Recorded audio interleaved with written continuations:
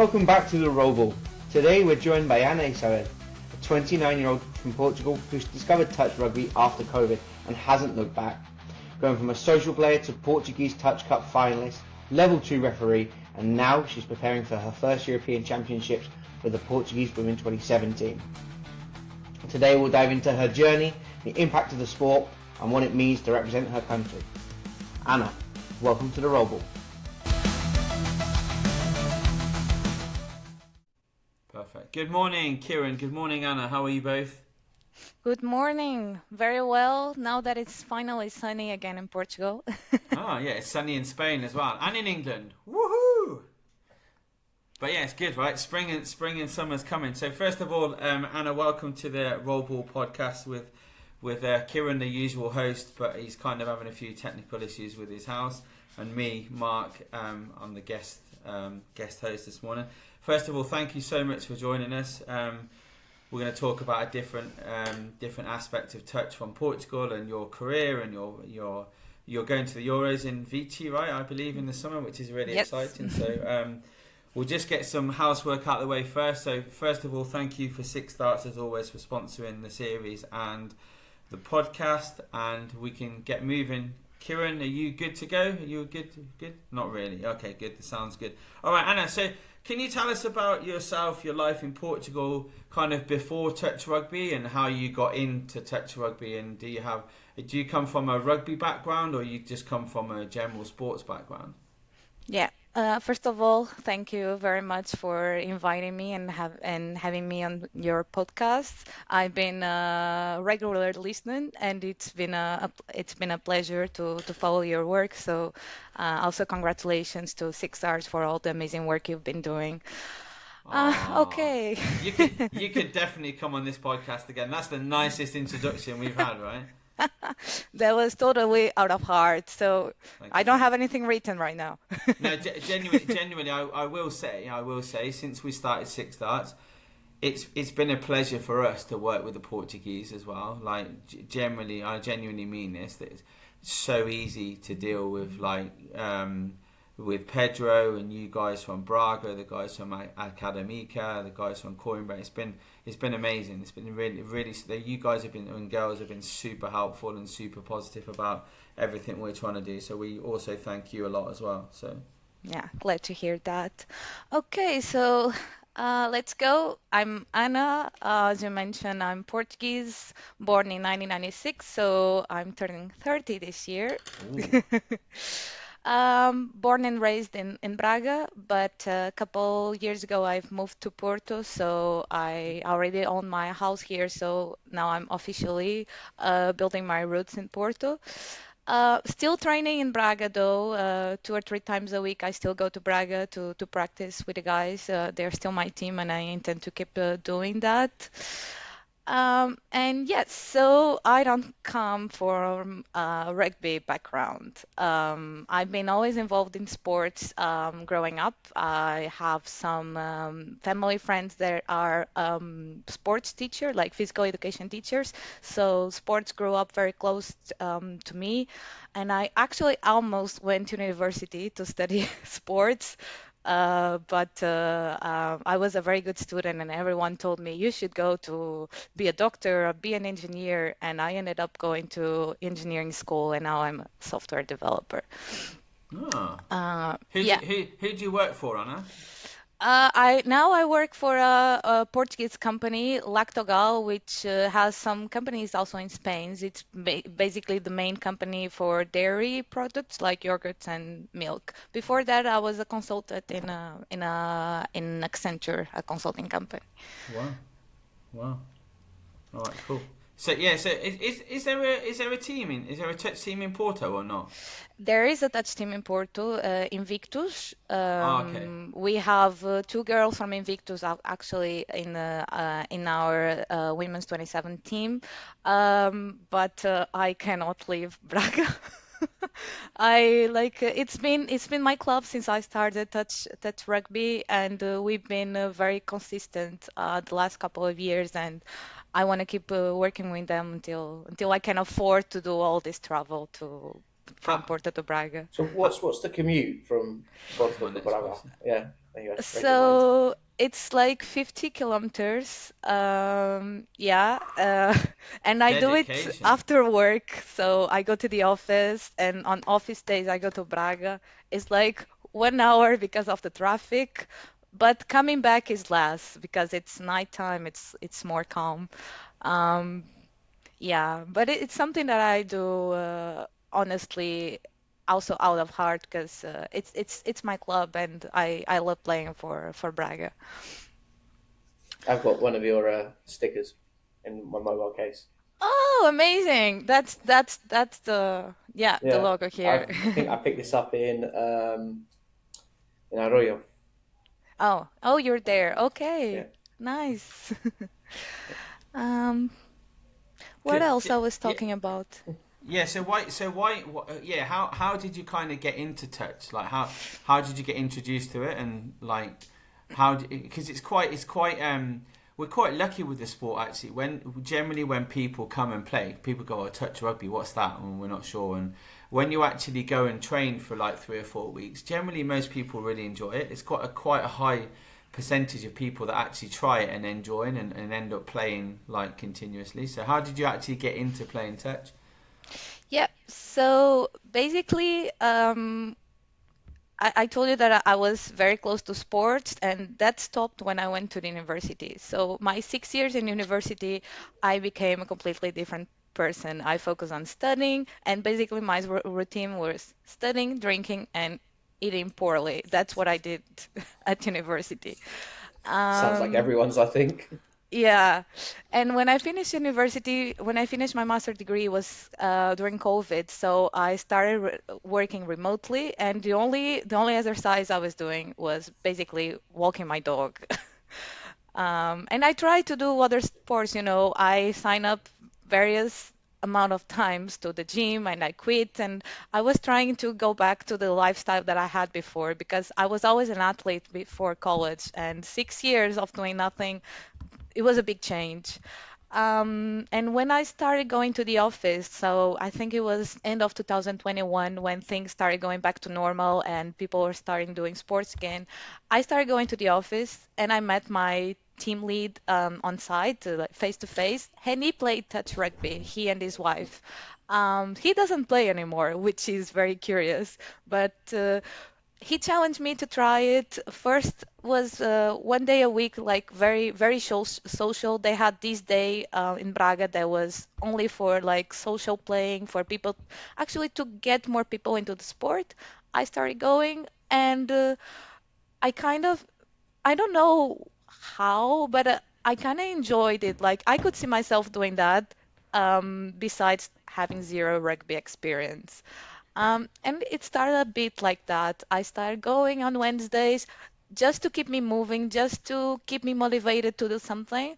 And then Daniel, our coach, which is still coaching us, he invited me to go to a tournament with like 2 or 3 weeks of practice. Amazing. Um, yeah, they didn't have that much players. They had a big amount of people playing like socially, but not that many people available to go to tournaments and to play for the team. And I just went. I was playing wing and just trying to do what they were telling me to do, and I enjoyed it. That's And amazing. I kept coming back, and I think five years, yeah, 2022 was my first tournament. So yeah, Wow. 4.5 years I'm here. I think generally speaking, it's like obviously from a coaching perspective, and we've talked about this on previous pods. I actually think it's better to have someone that's really green rather than an ex-rugby player, because it's like, well, this is the way we play rugby. Well, this is not rugby, right? This is a completely different sport to rugby, and I think it's good. It's better to have players that are kind of have no experience, and you can kind of like coach them the way you want them to play, rather than come from a rugby background and it be kind of, we want to play rugby this way, and while this is touch, it's not rugby. It's very different. Like, the ball is similar, like the rules are different, the Yes. field is different, as Kieran finds out now he's coaching Getcha, right? No, I was just from playing as well. Like I remember my first few times playing, and the first game I played, just I'm on a rugby pitch and I've got a rugby ball in hand. That means I need to, Mm. break break, go hard, shoulder down, and the first guy that went in front of me got knocked on his arse. And oh, crap. It's a different sport now, isn't it? Mate. You still do that. No, it's the other way around now. If you see me, it's like, hey, we're coming for you, sunshine. Oh yeah, it's you, Mark, but because you need to remember me. Anyway, but yeah, Kieran, like you can take over the questions because it's quiet now, so you just carry on, mate. And, yeah, give me a second. Let me this. And if it gets permanently unmute, permanently unmute the microphone. Can you hear me? There we go. There they are. So you've done the first one, yeah, Mark? Yeah, I've done the first one, so you take over the next one.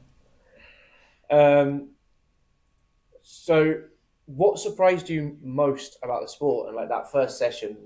What made you come back?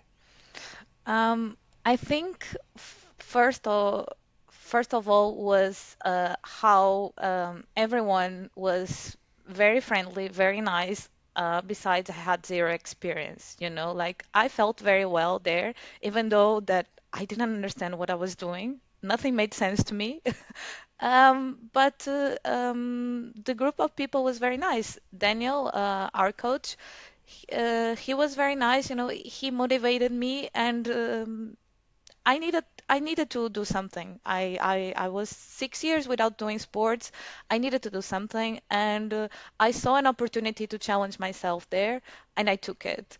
Then after that was like how the sport is so different, and because when we think about touch rugby, and for me that didn't know the sport before, the only thing I could think about was either is it close to rugby or is it close like to American football or something like that. It was very weird for me. And when I went to actually see some games online and understand, okay, maybe I could do this. It's a rugby ball. It's very different from a volleyball ball or any other ball that I worked on before. But well, it looks like human chest, looking for the holes. It looks very strategic. Maybe if I can learn the sport and I can improve my physical condition, maybe it's something that I can do, because when you try to do something like volleyball, and you have no experience, it's very hard. And there are a lot of sports that you try to do the first step and you're discouraged because don't have the basic skills. And for touch, no one cared about that. At least in Braga, where I started, they they gave me all the tools I needed to be confident and to Amazing. believe that I could get somewhere. And that's how I started, and that's how I kept going. And then it was the group of people. I have to say that we have an amazing group of people in Braga. I think in general in Portugal, but everyone accepted me very well. I think I was one of the first consistent women to play with them, and I think they accept me very well and pushed me into where I am now. Can I just ask you a side question? Sorry, Yeah, of course. from a woman's perspective, do you prefer playing mixed with the boys or with the girls, or is there a preference?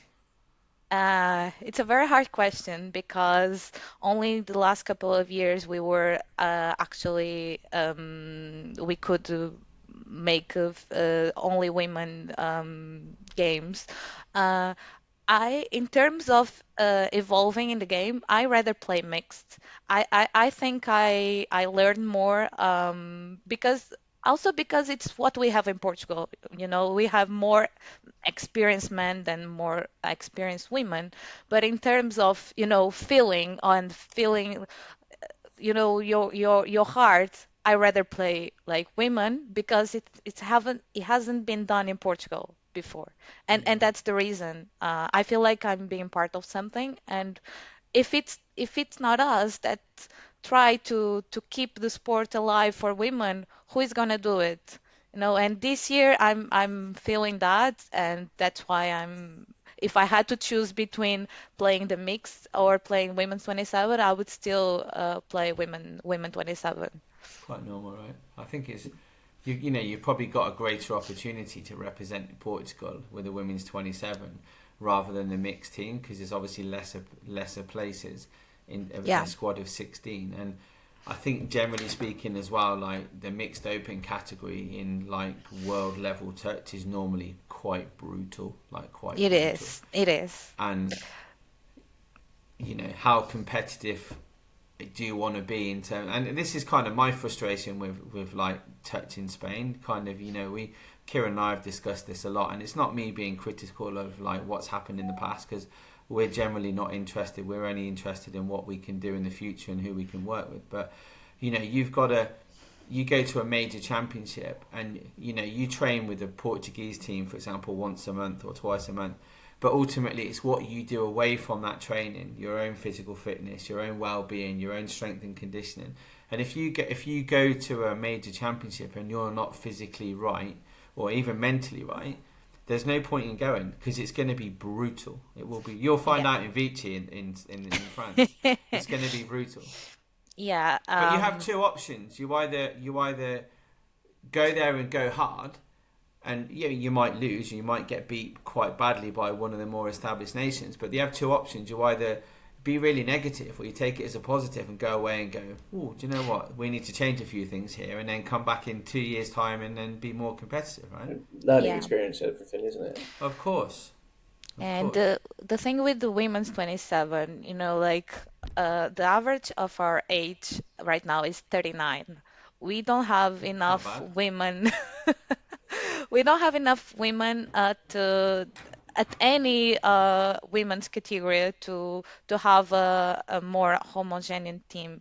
This was what we could work with the women we have, and honestly, I'm very proud of that, because if we're gonna wait to have a more competitive team, it's never gonna happen. And I think all of us are very conscious what we are gonna face in Vichy. Maybe maybe we'll have like a reality shock when we get there, but Probably. at least I have on the back of my mind, I know that it's gonna be very hard, but that's the mindset for me. If we don't do it, who's gonna do it? Who is gonna start it? Of course, we'll probably go, and if we score a try, it's gonna be amazing. We are not going to win or be the better. We're gonna go to learn and to prove something to ourselves, to Portugal, and to other women playing touch, that you can do it. Even if you don't have the correct age to play in a certain group, or even if you are not the best player, there's still a place. There's still a place for everyone. And honestly, that's what I love about the sport so far. It's such an open sport and such a welcoming sport. It is for everyone, and like rugby. They always say rugby's for everyone because it doesn't matter the size or shape. Touch is that next level. It's for everyone, no matter the age or ability. Yeah. If Mark's allowed to play, then anyone can play effectively.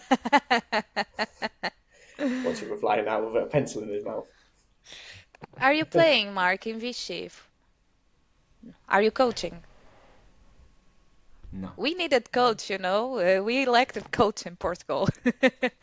We want good coaches, not. Yeah. No, listen.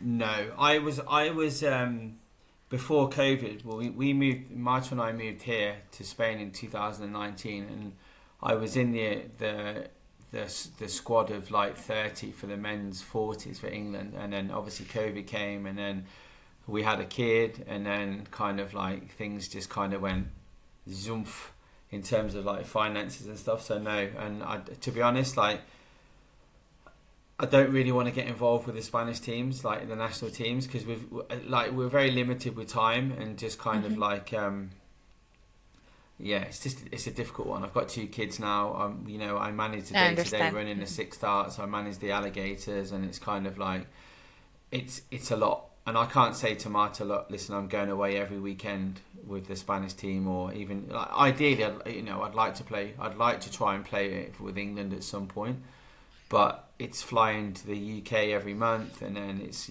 staying in hotels, and ultimately my priority is to be a father and a husband to Marta, so it's kind of like it's a hard one, but yeah. And I totally understand. Yeah, and I kind of said in the previous podcast, I'm 46 now, and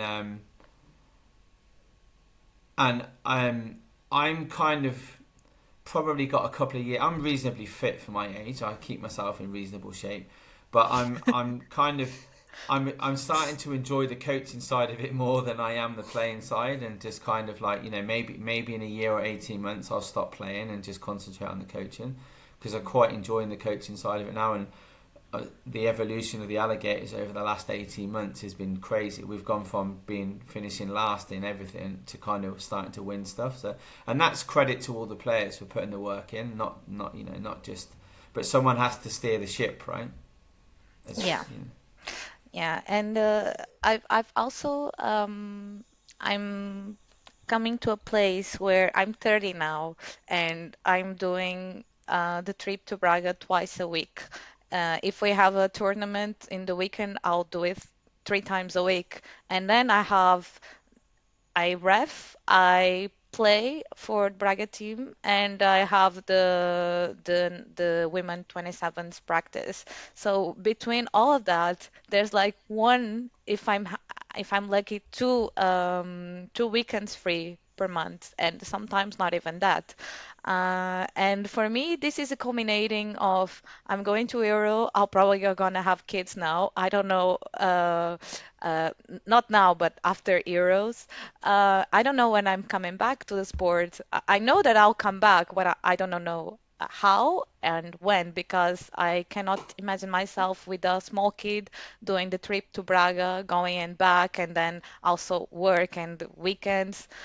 I know that I'm gonna find a way to manage it eventually, but I'm going all in this year, because I know that after this, when I have kids, everything is gonna change, and it's gonna be very hard to manage it the way I'm doing right now. It is possible. It's possible to do I it. know, I'm not saying it's not possible. I'm saying that it's gonna be a challenge. So I'm enjoying it this year, and I'm doing my best this year, because I know that I won't have another year like this. We had so the first year we did the tournament in Arroyo, we had, so the Saxons, Banbury Touch they are now, they came over, and Cissy Chong, who's an England international, came and played as well. And she didn't tell anybody, but she was actually pregnant while playing the tournament, like 8-9 weeks pregnant. And now obviously now she's had a healthy kid again, and like, it's mad.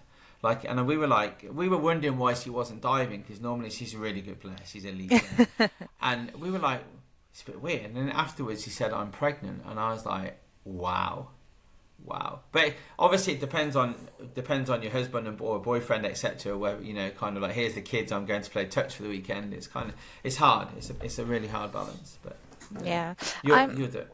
Yeah, I know that I'll manage somehow. Just my boyfriend, he doesn't play, but he supports us very well. He's our photographer, and anytime he's always there. So I know that I'll still have the opportunity to be involved, also to keep reffing. But you know, it's not. I won't have the same availability that I have now. Of So. course.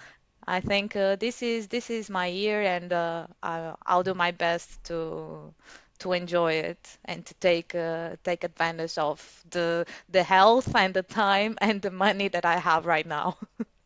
Yeah, that's also the key. Like, obviously, we've got the next round of six starts in May, in 4 weeks in Madrid, and it's kind of, you know, being away from home and just kind of like staying in hotels. So I tend to drive back and forth, which is like, yeah, It's doable for you, but it's killer. Like yeah, for me, it's 3 days away. I yeah, leave on a Friday. I'm lucky to have Friday off work. yeah. Like the last round in Soria, like it was nearly 3 hour drive in the morning, and then I drove straight back in the afternoon. And like, thankfully, Sethi, one of my players, came with me in the evening to keep me occupied, because I would have fell asleep. But you know, it is what it is, right? It's a challenge, and if you want to do, it's like everything. If you want to do things, you'll do it, and you'll find the time. If you don't, then you won't. So, but Yeah, anyway, totally. but yeah. Anyway, Kieran, let's crack on. As usual, what normally happens is we ask a question, and And then everything else gets answered. Mark That's just brilliant. talks too much, yeah. Yeah, no, Me too. that's fine. Right, let's move on. You've touched on it briefly, and so I'll ask you about it now. I'm correct in saying that you're a level 2 referee, yes? Yes. You're assessed as So, well now. Congratulations, right? Yeah. I have my badge. Oh, I don't have it here. I could show it. I forgot yeah, it. Yes, I'm a level 2 officially now. Amazing. Well done. wicked. So, 3 questions. What made you go down the route for refereeing? Has refereeing changed your understanding of the game, and That's a has it great made you a question. better player? Okay, so why did I start reffing? I think at the beginning was lack of confidence as a player, and I was like, okay, if I don't make it as a player, I'm gonna make it as a ref. I think it started like that, and also because in most tournaments we don't have enough full-time refs, so the players need to help. It's changing now. Just a side note, it's changing now. We've been having like 2 or 3 tournaments. The last 2 or 3 tournaments, we had a full ref team without players. That was Awesome. amazing. You should, Um, sorry, you should, I've got to say, you guys in Portugal should be congratulated on that because I know that the work has gone in over the last kind of 8 and 10. I know Stephen De Bruyne has been helping, who's a yeah, legend, by the way. yeah, What a man, what a man. Mm. He's a great guy, like really knowledgeable. yeah. And like you guys have really kicked ass with the refereeing in the last 4 or 5 years for sure. So you definitely should be congratulated on that. Yeah, thank you. Yeah, I did my level 1 and 2 theoretical course with Stephen.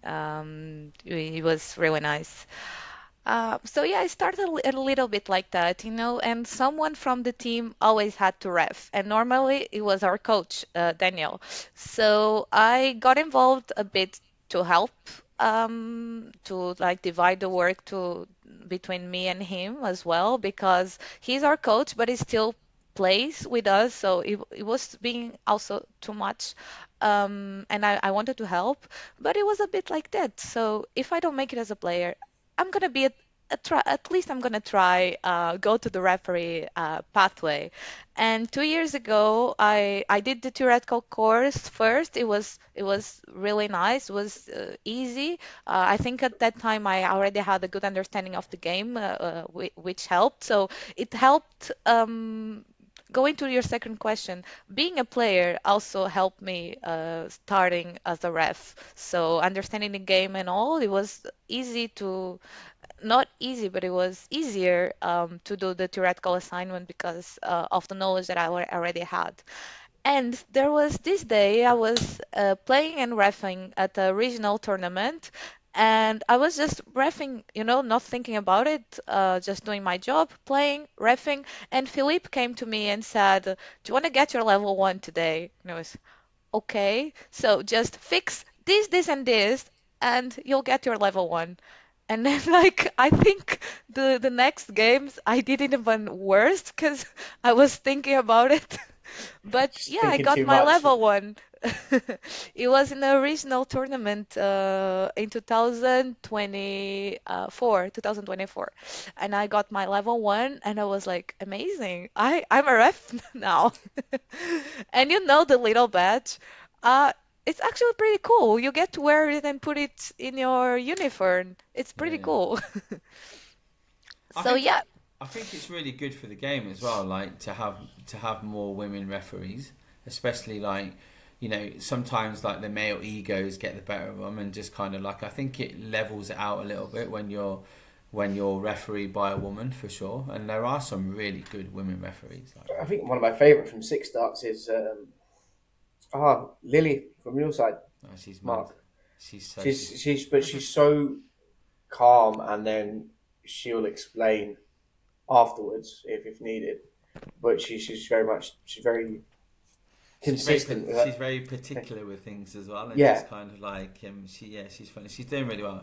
She's also in contact with Stephen De Bruyne, and just kind of like mhm. he's kind of mentoring her a little bit, mentoring her a little bit, and yeah, it's but only you're good, right? you're right. Yeah, you're right. Like a lot of male referees have ego issues. Mark knows incidences that I can refer to, but there's a lot of them that will go, well, I've now got a whistle, there's power between my lips.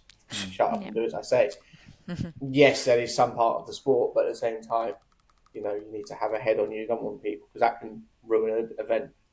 There's a fine balance between being assertive and being confident and arrogant. Like, there's a fine line between it, and I think it's finding, if you see like all the best referees in rugby or in generally in sport, they're the ones that are normally quite assertive, but can also be quite good fun. And just Nigel Owens is a prime Nigel example of Owens that. Like in rugby. Yeah. We've actually got one of my boys, Josh, is a referee in Portugal for the professional league in rugby in Portugal. He travels to Portugal every weekend to referee, and he said there's a massive difference between the Spanish rugby and Portuguese rugby. And if you think, obviously, Portugal now won the European Cup, the Grade 2 in rugby. Right? Yeah, They were yeah. brilliant. They were brilliant. That's quite nice you touching on that, Mark. Is Portugal like Spain, where obviously here football is king, football is everything, and we're Yes. seeing football attitudes come through into rugby and into touch? Does the same thing happen in Portugal? Yes, football is the main. It's the main sport. It's like you go ask for sponsorship for rugby, and you go ask sponsorship for football, and you're gonna see like it's a major difference. Yeah, of course. I would and for touch even less, because it's not as known as rugby. So yeah, it's very hard. And it's one of the things that I enjoyed when I start playing touch rugby is like the environment, and the values that are passed both in touch, but that also comes from rugby, especially in the kids' games. I was used to see like my brother playing football and seeing the parents shouting at the refs and shouting at the kids and shouting at each other. And I was very surprised when I first went to watch a rugby game. It was like, okay, this is it. Like everyone was so polite. The players were hanging out at the end. And like in touch rugby, we have our third part. I cannot see that happening in football. And for me, was the most surprising thing about the sport was how well people can connect and hang out together without any issues. And that's the beauty of it in any sport. And I don't like how I see it in football. Not that I want to talk trash about football, but that's the truth. No, it's the reality, right? Yeah, Look at the game with Real Madrid and Bayern Munich yesterday. Like, just kind of accept that you lost, and you sometimes, like, I get angry when the Alligators lose, but it depends on how we lose. I'm okay with I'm okay with losing as long as my players have got the right attitude and they've tried. If we get beat by a better team, then no problem. And when obviously in September when you guys played in Arroyo, when Academica beat us in the final, I was a little bit angry, but nothing major. I was like, listen guys, sometimes you just lose to a better team and it's fine. We just go to the next one. But when we lose and our attitudes are wrong, that's when I get quite annoyed. Mm-hmm. Yeah.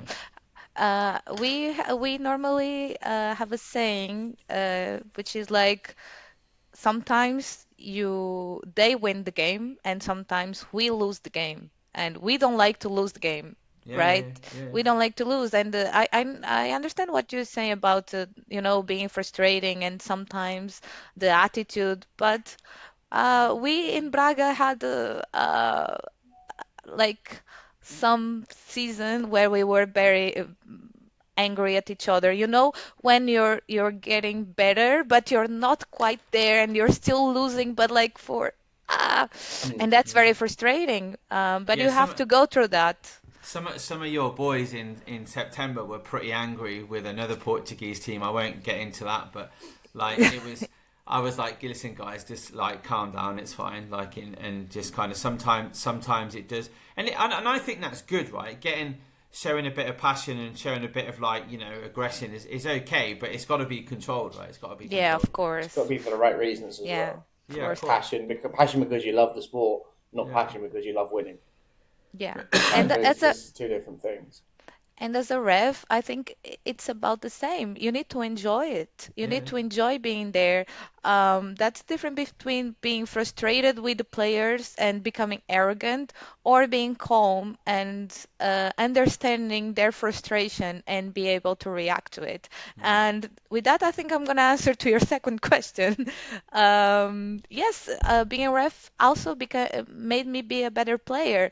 First, because I understand now how hard it is to be a ref, and I manage my attitudes in the field accordingly. I'm the first one to say, like, drop it, the ref was right, it was off the mark, because I know even if the ref is wrong, there's no point, and refs are not wrong, but if they if they are, there's no point of arguing that during the game. It's how we lose our focus, and for me that changed everything. And apart from that, also knowing the rules makes a big difference. You know when it's a penalty, and you know when the ref gives a mark, you tap and you go, and it's a big change in the game. I have twice in the same tournament, I scored two tries because there was a penalty near the 7 meters line, and I just tapped the ball and I went yeah, and scored. They were all offside. yeah. There's no argument there. If you know the rules, you know how to react. You're gonna react faster. You know when you need to roll the ball. You know when you can tap and go, and it just gets easier. That's Absolutely. what I keep saying to my colleagues. That there's no point. Just learn the rules. Go do the level one, the theoretical course. If you know the rules, the game is gonna get easier. Yeah, that's. I think. Yeah, I think you mean. I think it's a really valid point. I think that's what I like. Obviously, when we tried to organise a level 2 course here, I got so frustrated, like because we're giving people the opportunities to kind of learn from one of the best coach referees in Europe, in Stephen, and then it was like all the referees were from Portugal, and like it was like, come on guys, like we're giving you the opportunity here to like do. There was one or two, like Lily and Andy from your club wanted to do the level 2, but the rest was all like Portugal, Portugal, Portugal, Portugal, Portugal. And it's like, to raise the bar, you need to be coached by the best ones. And Pablo, the lead ref in Spain, is a very good referee. I've said that many times, and so is Eric from Barcelona. Isra, one of my players, is now level 3. He's a very good referee as well. Like, to be fair, you have to be fair to people, but we just don't have enough. That's the problem here. We just don't have enough referees to do it, and it's obviously it's a work in progress, but Yeah. it's frustrating. Yeah, I think Felipe, Pedro, and Celso here, the last years, they've been doing honestly an amazing work. Also encouraging people, even if you start, we have refs that never played, so even if you start and you don't know the game, they are very also encouraging, and they encourage people to learn, to come and watch, and the last tournament, it was our masters. I wasn't playing because I'm not 30 yet. And I was full-time reffing, and I had a shadow. That's how we call it, like a ref just following you on the field, just to try to get the pace to it. And it was really cool to after that watch them ref by their own, and they did very well. It's also I think we also need to be proud of the people that we are coaching, and the people that keep coming. Um, and I think when I have to, for myself and for the work I see in Portugal, it's Pedro and Felipe and Celso. They are the big pushers behind it, and they've been doing honestly an amazing work. I don't know Salso very well. I've met him a few times, and Felipe, I met him once in Madrid like 4 or 5 years ago. But He's Pedro, a coach, level yeah, one coach. yeah, Yeah. yeah. Pedro's a great guy.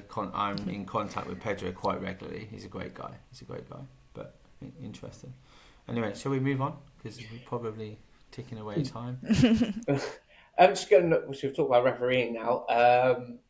Let's talk a little bit about you now selected to represent Portugal on an international stage. How does that feel? Yeah, I think we've talked a bit about it. Um, Give me 1 second, guys. I think the balls have just been delivered. Oh, Wait. Oh, Should I keep going or yeah, wait keep for going, Mark? keep going. No, keep going, Mark.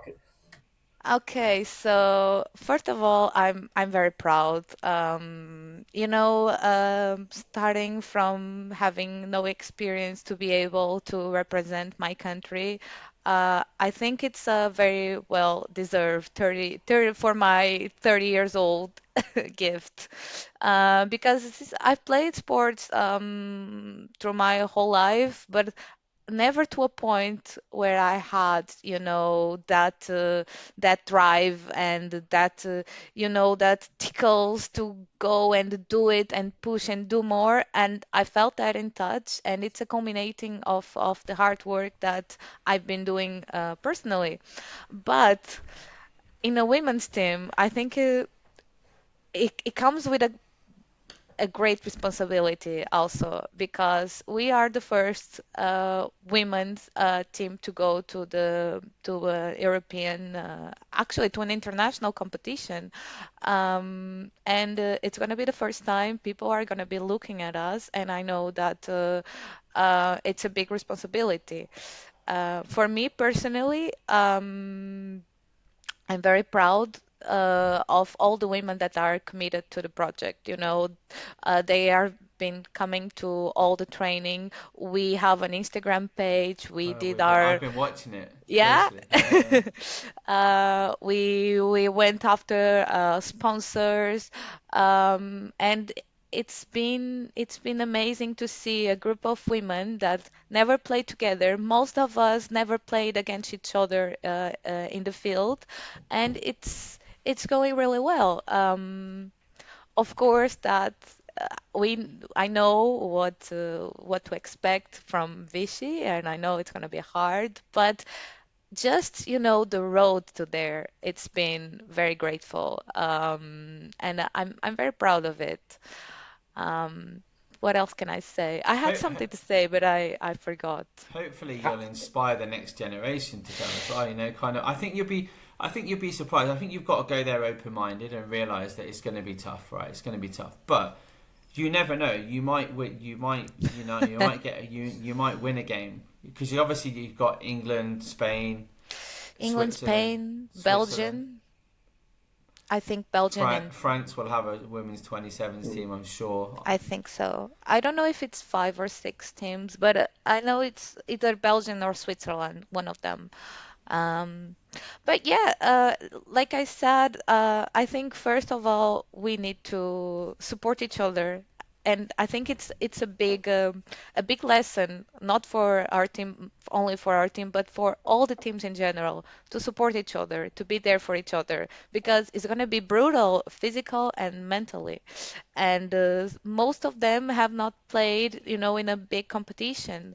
I mean, I've been I read, for example, in Touch and Tapas, I've seen, like, for example, the level in women's team and in mixed team. I know that we're not gonna get there and uh, play like we've been playing for years because we haven't been playing for years. We have girls that been playing for 2 years. But It's 6v6, right? You never know. it's what? It's six people versus six people, so you Yeah, never of know, right? course. Yeah, of course. But what I'm trying to say is that we need to be proud for Absolutely. being here, and um, that's the first step, like accepting the invitation, accepting the challenge, and doing it, because there are more women in Portugal. There are women that are more experienced than some that are on our team that didn't want to come, that already participated in other, or they already play mix and they don't want to play women. We don't have the most experienced women in the team, but we have the ones that really want to go and really want to be there. And I think Who's coaching your team? it's Maxime. It's the Daniel's son. Oh, okay, okay, Yeah, it's we didn't have we didn't have coaches. I think there's only one team that has a coach that it's not a player, and okay. that's Men's 30, that is being coached by Celso and Felipe. all the other teams, the coaches are also players, except from us that got Maxim. Daniel's son is 17 or 18, I'm not sure, but he has a lot of experience. He played for France Oh, nice.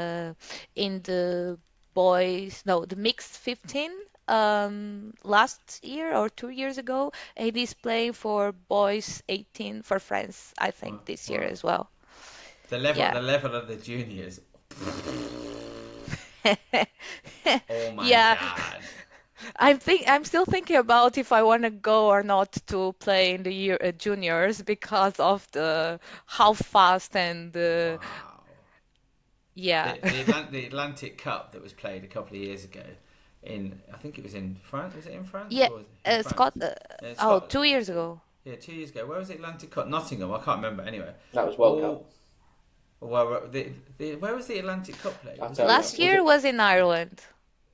for the juniors? Last, I mean. Youth yeah, Atlantic y- 25? it Yeah, was where in was that? Ireland.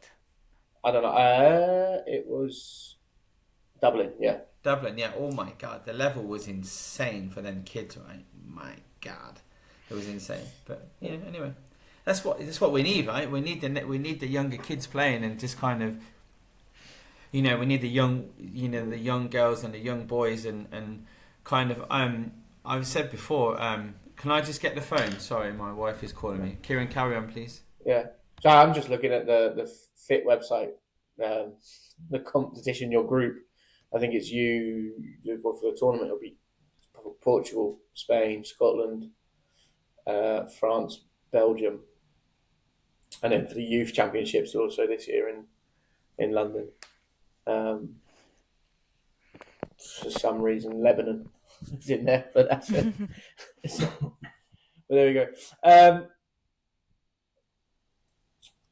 But yeah, obviously you're starting. You're now having all this experience on an international stage.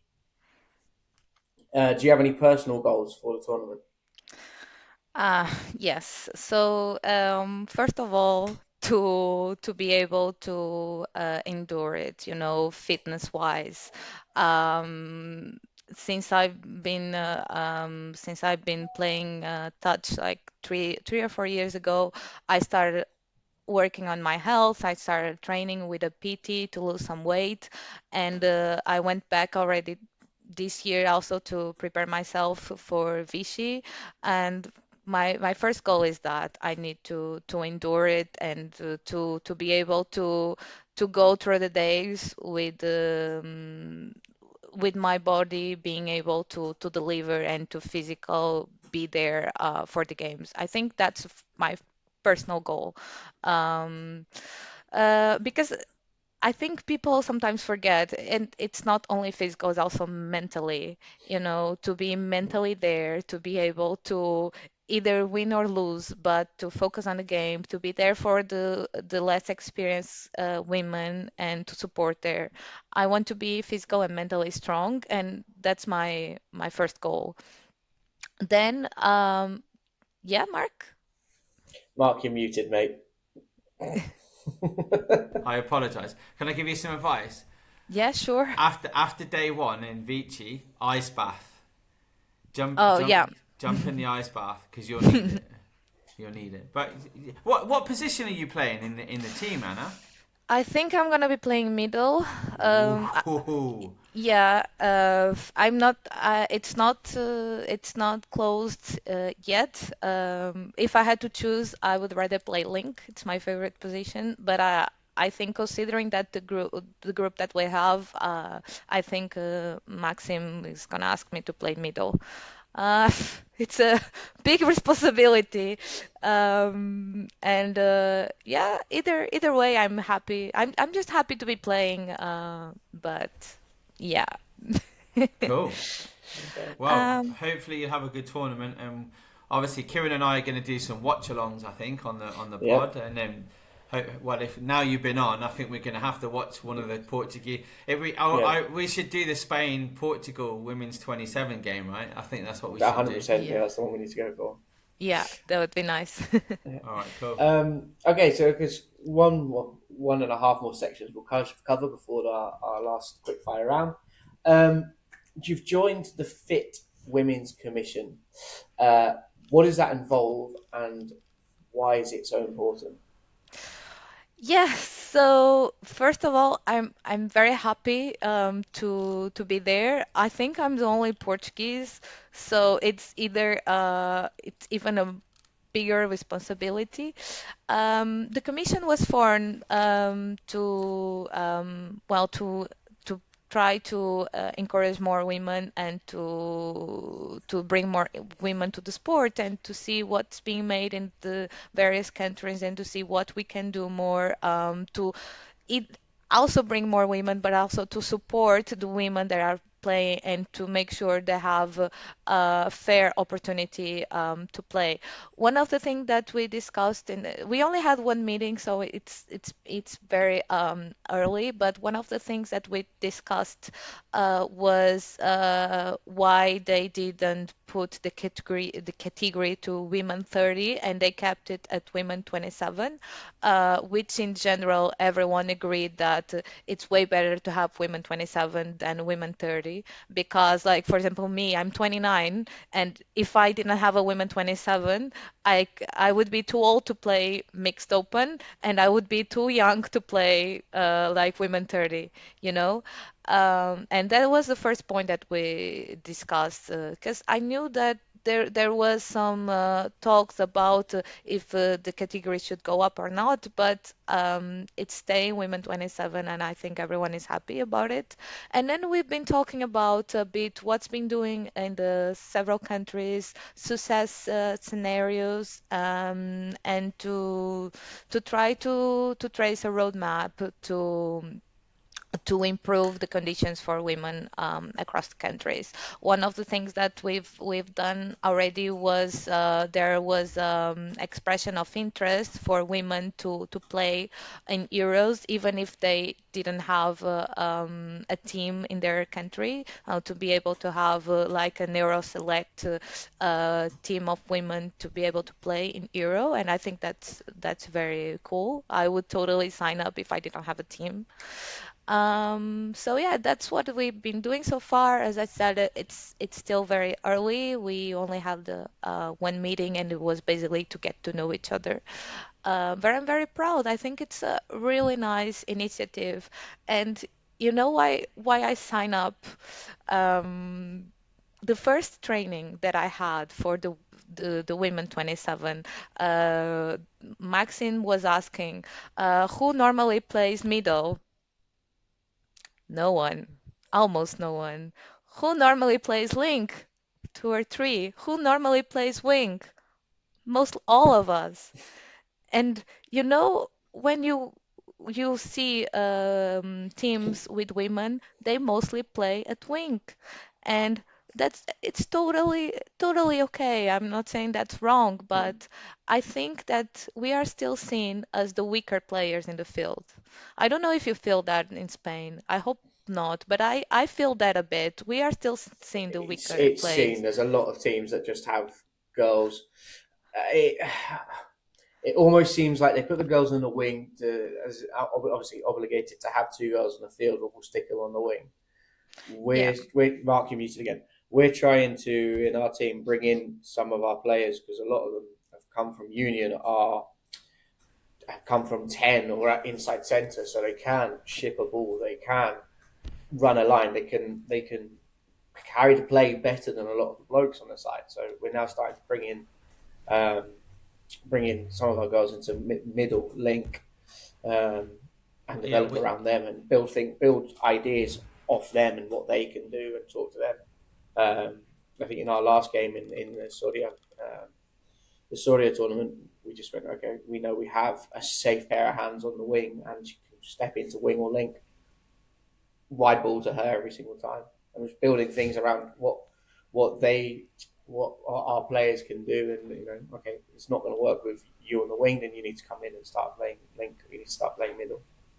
Yeah. I, th- I think I think we don't do that. We've got one girl that specifically plays in the middle, Chris, and then we've got a couple of girls that specifically play in the link, and we normally go with one girl on the wing one side and one boy on the other one.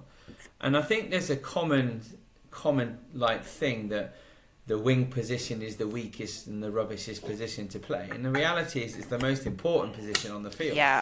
Because of the communication. It's just that people don't understand how to play the wing position properly. It's the best one for learning as well, because you're going to do a lot of work. You can see everything. Yeah. You can see everything. And if you've got a really good wing that's really vocal in terms of, right, guys, come on, girls, what, touch one, touch two, great work, defense, great work, attack, I'm open, and it's kind of, and it's understanding how to play the position. It's so important. And you can open a touch field in attack really easy if your wingers are really out wide, because the defence are like, what do we do? Do we focus on the wings really far out, or do we focus on closing the middle of the park? And then once you're open, but it's just a change of philosophy, right? It's just and it's, you know, having more women playing in the middle in the mixed category for me is like ideal.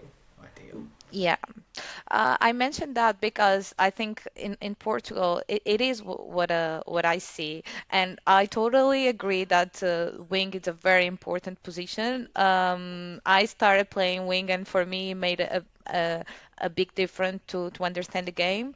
What I meant is like if during the practice you don't get to try other positions because you always play wing, you're also the girl on the wing, you don't get to try middle, you don't get to try link, you don't gain the confidence. At least that was my personal experience. It took me a lot of time to gain the confidence, to understand the plays, to call for the play, and to be able to be involved in the game as much as in other positions, because what you were saying works very well if you have teams that have really good pass. But in Braga, as we started, we didn't have that much players that could put the ball on the wing.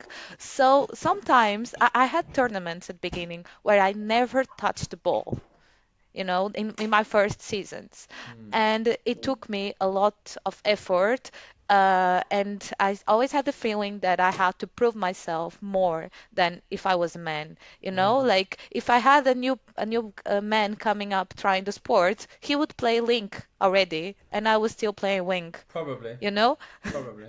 And that's where I'm getting at is I think it was still seen as the weaker players, and I would like to change that. I would like to see more women taking more roles in charge, playing middle, playing link. What's the issue in a mixed team to have the boys in the wings and let the women play in the middle? 100%. I never see that in Portugal. Never. There isn't any team in Portugal playing mix that has boys on the wing. I think there's one. I think there is one. But that's what I'm trying to. That's the point that I'm trying to make. The men are always in charge of the game. At least that's what I see in Portugal, and I really wanted to have an opportunity to change that. Anna, do you know what you need to do? You know when you go to Vici, get better results than the guys. Okay. Simple. That's a lot of pressure, Mark. outshine the boys, right? And then things will change. Yeah, but again, we need to prove ourselves. Of course. That's the same thing. Yeah, we yeah. still need to prove ourselves more than if we were men. And 100%, that's frustrating. And it's very difficult for Kieran and I because we're both men, right? But that's the one thing that I've constantly repeated. I love the fact that our sport is all inclusive, and I much prefer playing mixed than men's touch. Much prefer it. I think it's much more enjoyable and just kind of it's. But yeah, things do need to change. You're right, Anna. Massively. So just last bit before we go on to our final session. What advice would you give to someone thinking about trying touch rugby? What advice would you give to girls starting thinking about playing touch or trying touch for the first time? Because obviously that's something that I think most clubs have. That's the biggest issue is bringing in girls into the sport. So what advice would you give to a girl who's out there thinking about trying to play touch? I would say just go for it. It's the hardest thing. It's like any sport, like any habit. It's starting. Just go for it. Believe you can do it, and enjoy it. I think any women in any club in touch, I want to believe they all will be well received as much as they were men. It doesn't matter if they're women or men or any gender. I believe in any club they will be well received. So just give it a chance, go for it, believe, and it's never too late. Our oldest player has 5 kids, and she's 48, and she's our captain in Braga, and she's one of the most inspiring women that I know. She never played rugby before. She started playing with us 3 or 4 years ago, and she's now also in the women's 27 team. Like, it's never too late. If you're young, if you're older, it doesn't matter. Just go for it. Great words. Yeah. Right. Those are awesome, brilliant words will bring us into our final 6 touches, 6 questions. So, some quick 5 questions for you here. The first tournament you ever played in? Will you say something, Mark? No, no, no. Sorry. Mark likes to talk, and he makes this process go on for a lot longer than it needs to be. So first tournament I ever played, it was a Portuguese Regional Cup in February 2022. Remembers. That's brilliant. Um, she has that on the tip of her tongue like that. Awesome. Go to post-match meal. So you finish the tournament. What do you want to eat? Beer and bifanas. If you, I don't know if you know what is bifanas. It's a sandwich made of pork meat, slow cooked with a lot of sauce. Oh, like pulled pork or something like that. Yeah. Yeah, yeah, Oh, something like that. Oh. Yeah. nice. So the last, there's like this section here. Especially this question has been very important for me. I like my food. It's taken us a while to find some decent answers. Last, I think was it Greg with this- Nando's. That's a good shout. Greg Nando's. Yeah, Nando's. I don't. It probably doesn't exist in Portugal, but it's Portuguese style Ah, chicken. yeah, I know it. Yeah. There you go. But no, I think Nando's has been replaced by pulled pork sandwich. Ooh. That's a great shout. Yeah. Your favorite touch skill or move? Diving. Diving. Ooh. Yes. Any advice for diving? Because that's something that all my players ask me about how to do, and it's a lot for me. It's just go for it. I would say you need to know the movements to not get injured. You need to start practicing first, like on your knees, and to dive with your core and hold your body on the ball to not, to have that impact. I know what you mean, and you have to go for it, and you have to have the courage to do it, of course. But if you start practicing and learn the skill, it gets easier because you'll be more comfortable that you're not going to get injured. That was one of the first things that I started practicing when I started playing touch was diving. It was really fun, and now I'm really good at it. I sometimes if the grass is wet, it's even better. Obviously, you go flying. Yeah. I Yeah. think my style for diving is just throw myself and Yeah, see I what don't happens. do that. Sometimes I throw myself at people's feet and watch them get out of the way. There's a We big we lump play coming through. Yeah, we mostly play on artificial grass, and Yeah. I am not diving on that. Yeah, Not there's a reason why I've got a scar down the side of Yeah, we play my on thigh. artificial grass as well in Braga, and I still dive, even you're if it's mad. not. Not for me. But, um, hardest team you've ever played? I don't. I don't know their name, and I was looking for it, but I didn't find. It was a British team in Queima das Fitas, which is a tournament that we have every year in Portugal, in Coimbra. It's at the same time. Normally, it's at the same time at university parties, at the end of the year, which is called Queima das Fitas. And I'm pretty sure they were very hangover, but they were still the the hardest team we've played. They were very fast. They have, that rugby skill when you pretend that you're gonna pass the ball and you just don't and you run in front. It was very hard for me to play them because they were a mix of great rugby players with great touch players, and they were very, very fast. I think we lost like, I don't know, 15-0, something like that. But they were great. They were great. Oof. It's just a different level, right? Yeah, that's a sport that's Sometimes established. you just got to say, okay, whatever. The most underrated player you know, or a player that flies beneath the radar, that people unsung hero, let's say. Yeah, I have to think a bit about this one because I don't know that many international players, so I just went for a player that is very close to me, which is Elisa Pimenta. She plays also for in Braga, and she plays for our women's 27. And if you see Elisa when she started playing a couple years ago, and if you see Elisa now, her evolution was brutal. She played for the Eurostars in Touch and Tapas. She and Elise are captain. And Is this her? yes, it's her. You know her. You Yeah. know her? Yeah. Well, I don't know So her, but I know who she is. Yeah. they are both great, Elise and Elise, and they've been getting better really well. But because Elise is a little bit, I would say, fitter, sometimes you see Elise, but you don't see Elisa. She plays wing.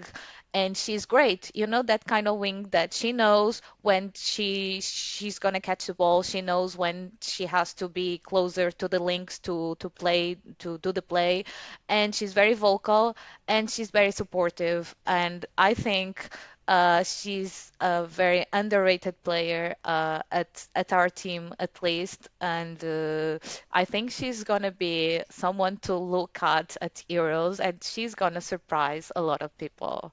And I'm Amazing. really rooting for her because I think she deserves the spotlight as well. How many? Sorry, Anna. How many players? How many girls from Braga are going to the women's 27? Four. It's Oh, me, Elisa, Alice, and Fernanda. Fernanda, she played the World Cup for the mixed Portuguese team in 2024 as well. So she's the only one in from Braga that has been in an international competition before. nice. Well, and then the final question. Your We exchanged some messages about this yesterday. Yeah. Is this happening? Dream place to host a tournament.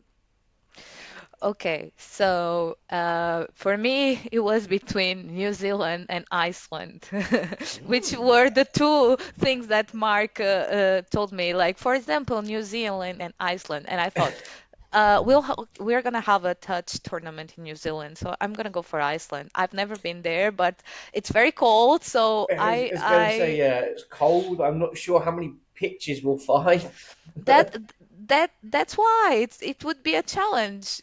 That's Can you imagine yourself being a host in a touch tournament And in then there's a Iceland?